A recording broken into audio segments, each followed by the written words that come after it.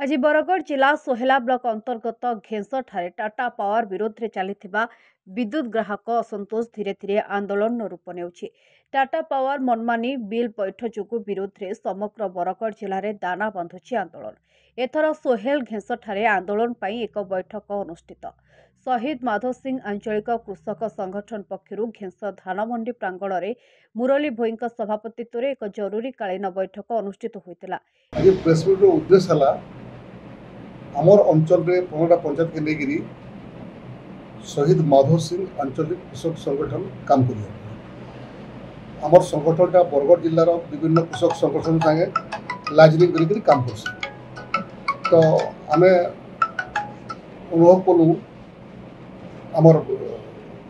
जिलार कृषक संगे कथा आम समस्त मतामत गोटे आमर इलेक्ट्रिक बिलटा चाष लगी हो और घर लगी हो जब स्मार्ट मीटर लगाले तो तार रिडिंग रे आम डिससेटिस्फाइड अनेक थर ताकू कंप्लेन कराई जे भाई आप जो स्मार्ट मीटर लगौन तार फंक्शनिंग ठीक नहीं से आमर जो पुराना मीटर जेनटा राइट मीटर अच्छे जेन प्रकार बिल आउला स्मार्ट मीटर लगाला उतारू बहु गुणा बढ़ी आउची से फिर एंता सिस्टमटा अच्छे स्मार्ट मीटर जे आपन जदि जुड़े टार बिल नहीं देले बोले 100 मोटो जे बुल्लारू से बंद हो जाए एंता गोटे चिप्स लगे जे से बंद कर आप बिलटा देले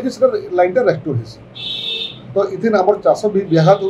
और आम जेन प्रकार बिल दे आउलु बहु गुणे बिल दौचु आम चाषर खर्चाटा बढ़ी जाऊँ बारंबार डिपार्टमेंट के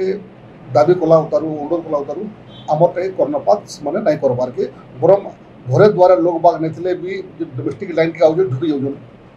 तक मन गोटे बिजनेस टीम बनईन इंटीमेट भी नहीं करबार कस्टमर मान को भाई आप घरे जीव बोलिकी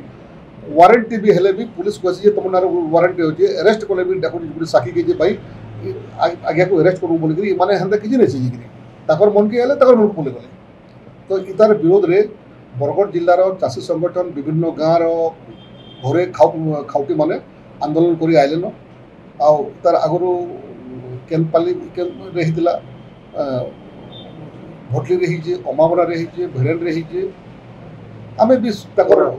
तुरा रही दुखरे आम भी सहभागी हूँ से लगी आमर अंचल में इटा आसपा बुधवार दिन स्मार्ट मीटर के फिराम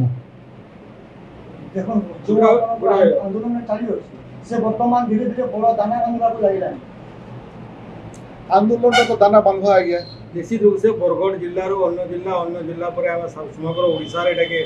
दबार लगे माने योजना करूँ आ गोटे कथा जे उदाहरण दूसरे आमको स्मार्ट मीटर गोटे कथाटे स्मार्ट मीटर तो बहु गुणा बिल आसूची किसी दिन तले 3-4 दिन तले घेस के बिजनेस टीम बेचते अतर्कित भाव में दुईटा परिवार के पशि से मैंने जेन समय घर माने पुरुष मैंने किए नहीं लेडीज मैंने थे घर जाकि मैंने क्या कर विभिन्न प्रकार फोटो फुटा आसी इलेक्ट्रिसिटी सब उठे उठा नहीं पर मेसेज आसी लक्षाधिक टंकार गोटे पेनाल्टी पकड़ माने ये प्रकार जेन प्रकार अत्याचार घर मनुष्य डाकिए नहीं टाइम से आस लेडीज को विभिन्न कथा कहीदेकि पशि घर के विभिन्न प्रकार फोटो फुटा काना काना गोटे सिस्टम उठे नहीं कला किसी कथबार्ता नहीं पर फोन के मेसेज आसूचे कि तुम इलेक्ट्रिसिटी अपव्यवहार कर तत्द्वारा तुमको 65,000 70,000 40,000 50,000 टका पेनाल्टी पड़ जाए लक्षाधिक टंकार पेनाल्टी 3 दिन तला दुईटा परिवार के जहाँकि संपूर्ण रूप गोटे अन्याय देखो तो बारंबार देखा मिलूँ बरगढ़ जिले में ये घटना घटवे लगी घरे जो चाषबास धान कौन अंचल होता लोक दामन जाऊँ चाष कम कर पश्चिम ओडिशार बरगढ़ जिलार गोटे पार्ट रे जेनटा अणुसूचित जल अंचल आम थाना दारिद्रता बहुत प्रचुर आमर जी भी धान चाष कर परिवार के चलावा नियंट हो आमर जेन प्रकार व्यय हो चाष लगे तत्पात आय नहीं पार से समय बेड़ी में कोरोना माड़ कला बराबर इमान काना कर बहु गुणार इलेक्ट्रिसिटी बिल आश्चर्य हो जेन प्रकार इलेक्ट्रिसिटी बिल आसूचे गोटे मसर खाबार खर्चा अधिक गोटे इलेक्ट्रिसिटी बिल पूरा मस्तिष्क के एत भाराक्राम कर दूसरी गुड़ाए लोक माने मस्तिष्क मैंने पूरा डिलेडर हो बसला इलेक्ट्रिसिटी बिल गोटे कोकुआ भय सृष्टि कर तुम्हें यहाँ नहीं देला तुमको ये प्रकार असुविधा आम पकाम तुम लाइन आम काटिदेमु आगामी दिन में जो आप माधव सिंह कृषक संगठन अच्छी कृषक अच्छा से जो आम ରାଜା ରାସ୍ତାକୁ ଓହ୍ଲାଇବା ପାଇଁ ଆହ୍ୱାନ ଦେଉଛନ୍ତି ସେ ବିଷୟରେ ଆପଣ କ'ଣ କହିବେ? ଆଜ୍ଞା ଆମର କେବଳ ଇ ସ୍ମାର୍ଟ ମିଟର ଉପରେ କେନ୍ ଅଛି ଆମେ ଆଲୋଚନା କରୁଛୁ ଦେଖୁଛୁ ପଢ଼ୁଛୁ ଶୁଣୁଛୁ ଯେ ଭାରତର ସବୁଠାରୁ ଉନ୍ନତ ଚାଷୀ ଅଛନ୍ତି ପଞ୍ଜାବରେ, ୟୁପିରେ, ଛତିଶଗଡ଼ ଆମର ପଡ଼ୋଶୀ, ତାଙ୍କୁ ଯଦି ବିଜଲି ମାଫି ଦିଆଗଲା ଇଲେକ୍ଟ୍ରିସିଟି ମାଫି ଦିଆଗଲା ଚାଷ ଲାଗି ଘରେ କଥା ନାଇଁ କବାର କେମିତି ଚାଷ ପର୍ପୋଜରେ ଯଦି ଇରିଗେସନ୍ ପର୍ପୋଜରେ ଯଦି ମାଫି ଦେଲା ସରକାର ଆମେ ବି ଆଗାମୀ ଦିନେ ସରକାରଙ୍କୁ ଚାଷ ବାବଦରେ ଇଲେକ୍ଟ୍ରିସିଟି ଫ୍ରି କରି ଦିଆଯାଉ ବୋଲିକିରି ଦାବି କରମୁ আর এই দাবিটাকে ଆମେ କଣ୍ଟିନ୍ୟୁ କରମୁ ଆମେ ଆମର ଯେନ୍ ଜିଲ୍ଲା ସ୍ତରୀୟ ସଂଗଠନ ଅଛେ ତାଙ୍କୁ ମାନଙ୍କୁ ବି ସେ ଜାଗାରେ ପକାମୁ আর ଆଜି ତ ଇଲେକ୍ଟ୍ରିର ମିଟର ଲାଗି କହୁଛୁ ଆମେ ଗୋଟେ ଏନ୍ତା ଆନ୍ଦୋଳନଟେ କରମୁ ଏନ୍ତା ଦାବିଟେ କରମୁ ଯେନ୍ଟା ଓଡ଼ିଶା ସାରା ଯାଉ আর ଚାଷ ଲାଗି ଚାଷୀ କିଏ ଫ୍ରି ଇଲେକ୍ଟ୍ରିସିଟି ଦିଆଯାଉ ଯେନ୍ତା ପଞ୍ଜାବରେ ଯାଉଛେ ୟୁପିରେ ଯାଉଛେ ଛତିଶଗଡ଼ରେ ଯାଉଛେ এই ଆନ୍ଦୋଳନ ଡାକିଯିବା ଆଉ ଗୋଟେ କଥା ଆପଣଙ୍କୁ କହୁଛି ଯେ ଗୋଟେ ଖୁସିର କଥା ଏ ଯେ ଓଡ଼ିଶା ଏକ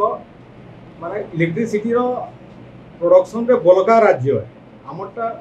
अत्यधिक इलेक्ट्रिसिटी प्रोडक्शन होगी जद्वारा आम पड़ोसी राज्य मान आंध्र प्रदेश के और छत्तीसगढ़ के इलेक्ट्रिसिटी 1.5 टंका पर यूनिट आम बिकुचु 1.5 टंका लेखा किंतु उपभोक्ता के ओडिशा रे आम लगौछु 5 टंका लेखा किंतु आउटे आश्चर्य कथा एवं खुशीर कथा आज्ञा ये दिल्ली रे आप सरकार अच्छे जेन सरकार भी था ये दिल्ली भाया गोटे व्ययबहुल सहर जेठाने सामान्य पानी ग्लास भी बहुत महंगा है से जगह न तो सेठार सरकार 200 यूनिट बिजली प्रत्येक माने प्रत्येक कंज्यूमर के फ्री दे पार दिल्ली भाया सरकार जे कि बाहर किणुची इलेक्ट्रिसिटी तार निजस्व प्रोडक्शन नहीं से निजे उत्पादन नहीं कर पारे बाहर राज्य इलेक्ट्रिसिटी किणी से तार माने माने लोकों को जनसाधारण को फ्री रे इलेक्ट्रिसिटी दे पारुजे अथच आम बड़का राज्य इलेक्ट्रिसिटी बाहर के बिकुचुं 1.5 टका लगा किंतु घरोई उपभोक्ता के गाँव लोक आम लगौछुं 5 टका लगा ये बोली दुख एवं प्रतापर विषय काଣା इमाने गोटे प्रकृत इंग्रेज मान भी आहरी बढ़ीगला इलेक्ट्रिसिटी अत्याचार इमान उपाड़ी नहीं फिकले ଏହି ବୈଠକରେ 15ଟି ପଞ୍ଚାୟତର ଘରୋଇ ଏବଂ ଚାଷ ପାଇଁ ବ୍ୟବହୃତ ହେଉଥିବା ବିଦ୍ୟୁତ୍ ଉପଭୋକ୍ତାମାନେ ଯୋଗ ଦେଇଥିଲେ। ଘେଁସ ଗ୍ରିଡ୍ରେ ହେଉଥିବା ବିଦ୍ୟୁତ୍ ସମସ୍ୟାର ପ୍ରସଙ୍ଗରେ ବିସ୍ତୃତ ଭାବେ ଆଲୋଚନା କରାଗଲା। ବାରମ୍ବାର ଲାଇନ୍ କାଟ୍, ଲୋ ଭୋଲ୍ଟେଜ୍, ଅଘୋଷିତ ବିଦ୍ୟୁତ୍ କାଟ୍, କର୍ମଚାରୀମାନଙ୍କ ମନମୁଖୀ ଏବଂ ସ୍ମାର୍ଟ ମିଟର ସମସ୍ୟା ଦିନକୁ ଦିନ ଜଟିଳ ହେଉଥିବା ଭୋକ୍ତାମାନେ ପ୍ରକାଶ କରିଛନ୍ତି। ଭାରତବର୍ଷରେ ଅନେକ ରାଜ୍ୟରେ ବିଦ୍ୟୁତ୍ ବିଲ୍ ମାଗଣା ଦେଉଥିବା ବେଳେ କିଛି ରାଜ୍ୟ ବହୁତ କମ୍ ବିଲ୍ ନେଉଛନ୍ତି। ହେଲେ ଓଡ଼ିଶା ବିଦ୍ୟୁତ୍ ଉତ୍ପାଦନରେ ବଳକା ରାଜ୍ୟ ହେବା ସତ୍ତ୍ୱେ କାହିଁକି ୟୁନିଟ୍ ପ୍ରତି 3 ଟଙ୍କା 30 ପଇସାରୁ ଉର୍ଦ୍ଧ୍ୱ ହେଉଛି? ହେଲେ ଆମ ରାଜ୍ୟ ଗରିବ ଆଦିବାସୀ ଏବଂ କୃଷି ଅର୍ଥନୀତି ଭିତ୍ତିକ ରାଜ୍ୟ ଅଟେ। ସେଥିପାଇଁ ଗଣତନ୍ତ୍ରରେ ସାଧାରଣ ଲୋକଙ୍କ ମୌଳିକ ଆବଶ୍ୟକତାକୁ ସରକାର ମାନେ ପୂରଣ କରିବା ଦରକାର। ଗତ ନିର୍ବାଚନରେ ନବଗଠିତ ସରକାର 300 ୟୁନିଟ୍ ବିଦ୍ୟୁତ୍ ମାଗଣା ଦେବା ପ୍ରତିଶ୍ରୁତି ଦେଇ ସରକାର ଗଠନ କରିଛନ୍ତି। ହେଲେ ସରକାର ନୀରବ ବିଭିନ୍ନ ସ୍ଥାନରେ ସ୍ୱତଃସ୍ଫୂର୍ତ୍ତ ବିଦ୍ୟୁତ୍ ବିଲ୍ ବିରୋଧରେ ଆନ୍ଦୋଳନ ବାହାରୁଛନ୍ତି। ଆଜି କୃଷକ ସଂଗଠନ ପକ୍ଷରୁ ଆସନ୍ତା ବୁଧବାର ଦିନ ଘରେ ଏବଂ ଜମିରେ ଲାଗିଥିବା ସମସ୍ତ ମିଟର ଖୋଲି ଆଣି ଘେଁସ ଗ୍ରିଡ୍ରେ ଫେରାଇ ଦେବା ପାଇଁ ନିଷ୍ପତ୍ତି ନେଇଛନ୍ତି। ସଂଗଠନର ଦାବି ପ୍ରତ୍ୟେକ ଘରୋଇ ଉପଭୋକ୍ତାକୁ 300 ୟୁନିଟ୍ ମାଗଣା ଏବଂ ଚାଷ ପାଇଁ ବ୍ୟବହୃତ ବିଦ୍ୟୁତ୍ ଜଳସେଚନ ଆଧାରରେ ନିଆଯାଉ। ଯଦି ଏହି ଦାବି ପୂରଣ ନ ହୁଏ ତାହେଲେ କୌଣସି ଉପଭୋକ୍ତା ଲାଇନ୍ ବିଲ୍ ନ ଦେବା ପାଇଁ ନିଷ୍ପତ୍ତି ନେଇଛନ୍ତି। ମୁରଲୀ ଭୋଇଙ୍କ ସଭାପତିତ୍ୱରେ ସମାଜସେବୀ ମହମ୍ମଦ ଫାରୁକି ଏବଂ ଘେଁସ ଗ୍ରାମ୍ୟ କମିଟିର ବିଜୟ ପଟେଲ, ସୁନୀଲ ମହାପାତ୍ର, ପ୍ରଦୀପ ମେହେର, କମଲ ପଟେଲ, ପ୍ରମୋଦ ସାହୁ ତଥା ଘେଁସ ସରପଞ୍ଚ ଗୋକୁଳ ଦାସ, କଳଙ୍ଗାପାଲି ସରପଞ୍ଚ ଆନନ୍ଦ ଜାଲ, ବେହେରାପାଲି ସରପଞ୍ଚ ପ୍ରତିନିଧି ପୂର୍ଣ୍ଣଚନ୍ଦ୍ର ସାହା, ବିଜେପୁର ବ୍ଲକ ତାଲପଦର ସରପଞ୍ଚ ମହେନ୍ଦ୍ର ପ୍ରଧାନ ଏବଂ ଦିଲ୍ଲୀପ ଭୋଇ ଧନ୍ୟବାଦ ଦେଇଥିଲେ। ବରଗଡ଼ ଜିଲ୍ଲାରୁ ମଙ୍ଗଳୁ ସାହୁଙ୍କ ସହ ଭାଗୀରଥୀ ଭୋଇଙ୍କ ରିପୋର୍ଟ, ସବୁଦିନ ଟିଭି।